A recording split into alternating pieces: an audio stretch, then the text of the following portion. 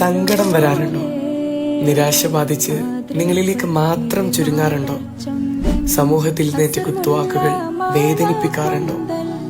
നോവിന്റെ പത്മവ്യൂഹത്തിൽ ഒറ്റപ്പെട്ടു പോകുമ്പോൾ റസൂലിനെ ഓർക്കുക.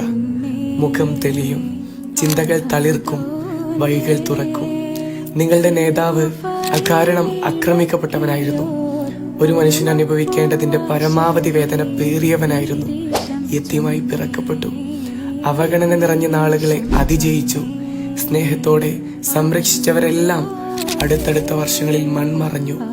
പ്രബോധനം കറുത്ത ഓർമ്മകൾ സമ്മാനിച്ചു.